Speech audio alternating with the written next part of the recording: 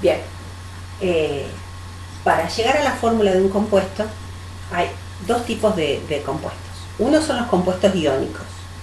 Los iónicos tienen un tipo de enlace, después veremos cómo, que tiene algún metal con no metal. Entonces lo que tenemos no son fórmulas, no forman moléculas. Entonces llegamos a lo que se llama fórmula mínima o fórmula empírica. Me va a decir la mínima cantidad de átomos de cada clase. Entonces, a partir de una sustancia que ya sabemos que es una sustancia pura porque su composición centesimal o su punto de fusión, su punto de ebullición se mantiene constante, entonces su composición centesimal es fija. Entonces, para 4 gramos de calcio necesitamos 7,1 gramos de cloro, por ejemplo. Es un ejemplo de un cálculo de algún trabajito experimental. Bueno, para esto, que son 11,1 gramos del compuesto es todo, eso es siempre el 100%. Los gramos de calcio y los gramos de cloro me van a dar un porcentaje, que es la composición centesimal, el porcentaje de cada elemento. Es una manera de resolverlo, hay otras maneras de resolverlo. Bueno, una vez que yo tengo esto, si a mí no me dieron la composición centesimal, pero me dieron los datos de los gramos de cada elemento, la suma de todo eso me va a dar el 100%, individualmente cada uno me va a dar un porcentaje. Eso es la composición centesimal. Si no tenía ese dato, lo tengo que calcular. Si yo ya tengo el dato de la composición centesimal, voy directo a la segunda etapa, que es el porcentaje, la composición centesimal de cada elemento dividido el peso atómico. El peso atómico es un numerito, que es el promedio de los isótopos de cada elemento que busco yo en la tabla. Entonces tengo el 36% de calcio, el 64% de cloro, dividido el peso atómico. 40, 35,5. Ese numerito me va a dar un numerito que no es entero. 0,9, 1,8. Lo que hago es transformar de masa, de gramos, a atomicidad. O sea, ¿cuántos átomos tengo? Ojo, yo no puedo tener esa cantidad de átomos, no puedo tener un pedazo de un átomo, 0,9 un pedazo, le saco un pedacito, no puedo. En realidad lo que terminamos de hacer es, para hacer esta etapa previa, este numerito no puede existir. Lo que hago es pasar de masa a atomicidad. Esa cantidad de átomos tiene que ser entera. Yo puedo tener un átomo, 2, 5, 10, pero no un pedazo de átomo. Entonces lo que hago, la tercera etapa, es a partir de esa formulita que no es entera, lo voy a dividir por el máximo común divisor. El máximo común divisor generalmente es el menor de estos valores, o sea, lo voy a dividir por 0,9, 0,9. Eso me va a dar 0,9 dividido 0,9 es 1. 1,8 dividido 0,9 me va a dar 2. Entonces, esto es la fórmula para cualquier compuesto orgánico mínima. O sea que la fórmula sería calcio, cloro, 2. Esto son las fórmulas mínimas de los compuestos. Calcio, cloro, 2. Y ahí terminamos esta etapa. Cuando el compuesto es inorgánico, termino, ahí viene la bruja acá parece. Ese compuesto ya está terminado.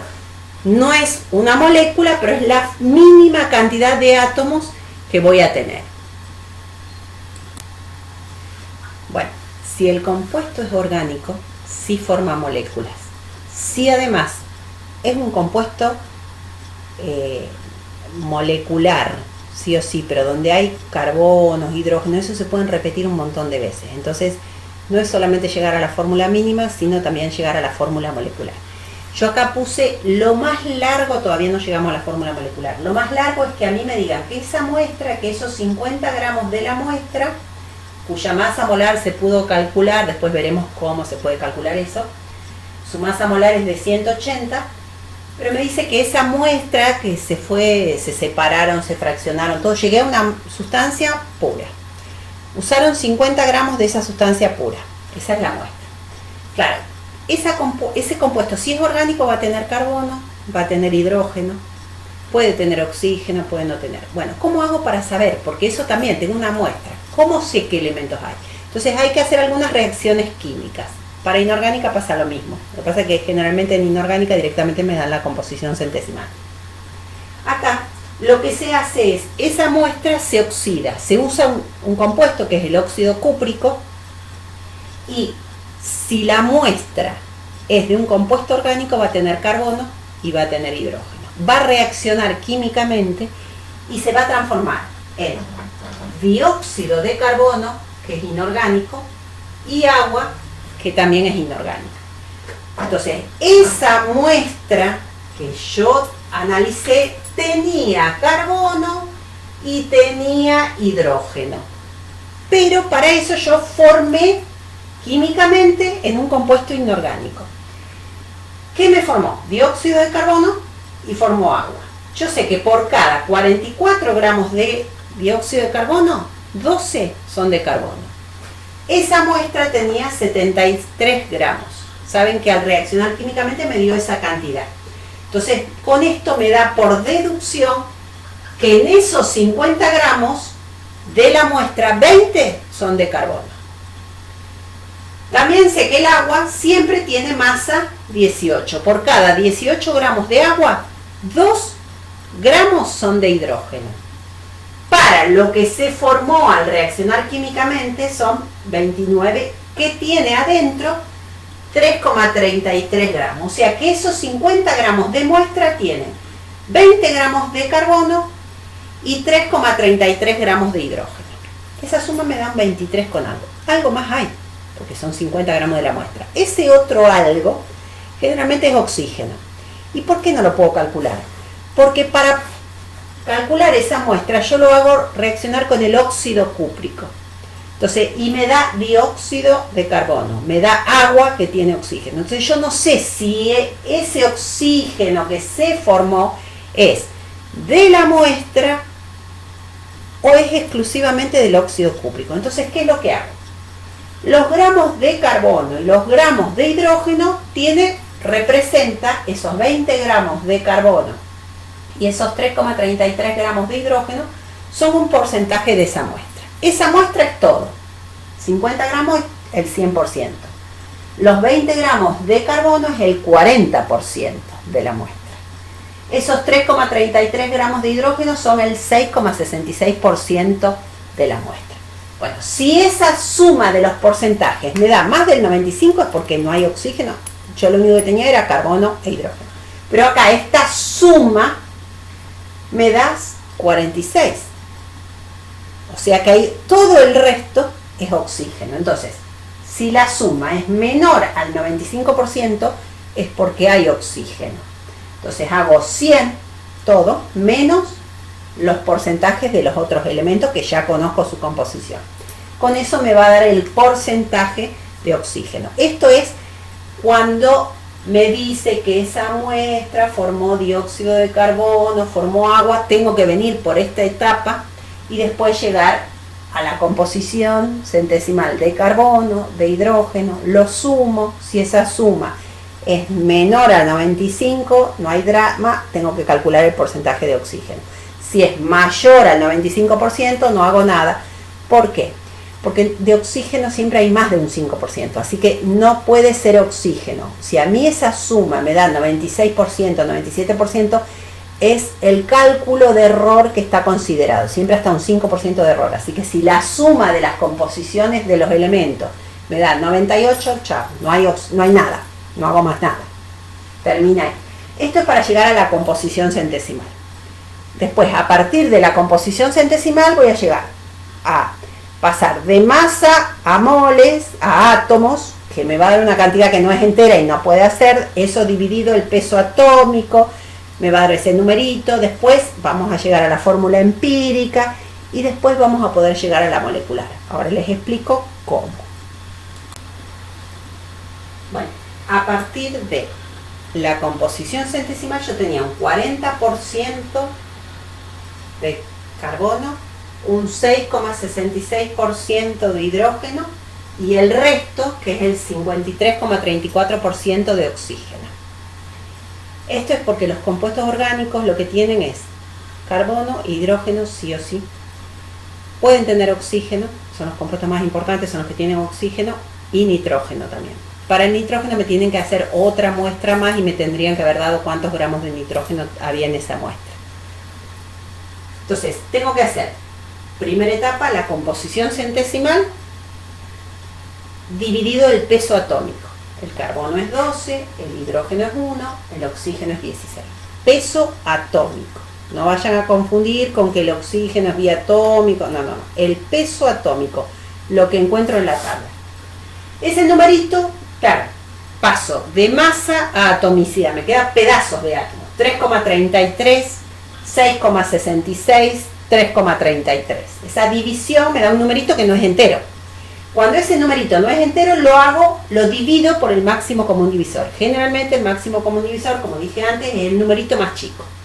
Uso el máximo común divisor o el número más chico, 3,33, 3,33, 3,33.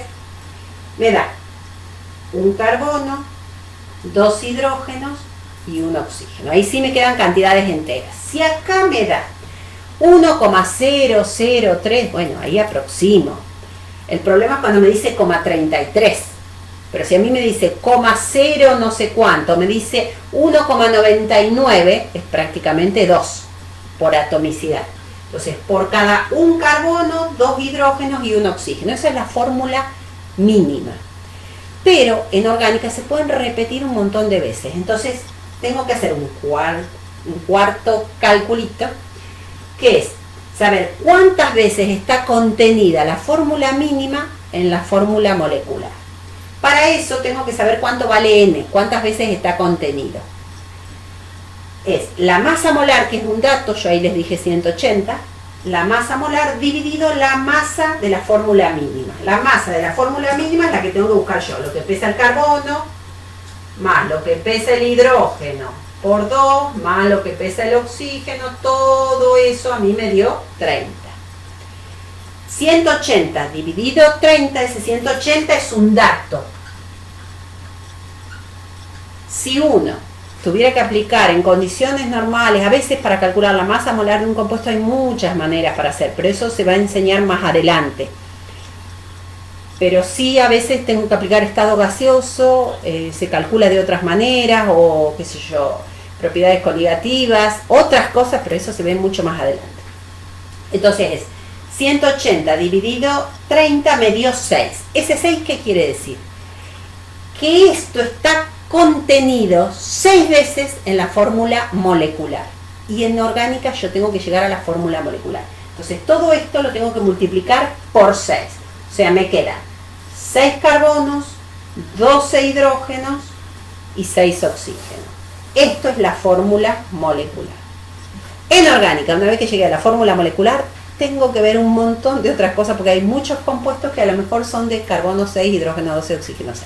Pero ya llegar a la fórmula molecular, un avance. Algunos, por las dudas, algunos datos.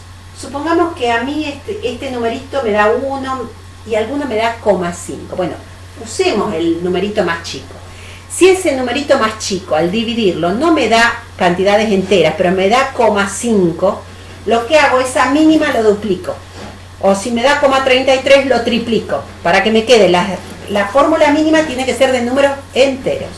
Sí o sí. Así que si me dio 0,5, duplico todos los átomos. Si me da 0,35, triplico todo.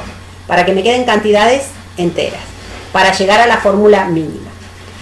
En los compuestos inorgánicos, la fórmula mínima coincide con lo que llamamos como fórmula molecular, pero en realidad no forman moléculas.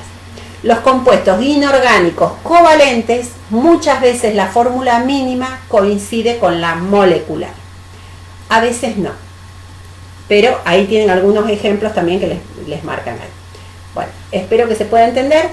Cualquier cosa, a ver si se ve bien, cualquier cosa, pregunten. Siempre hay que preguntar.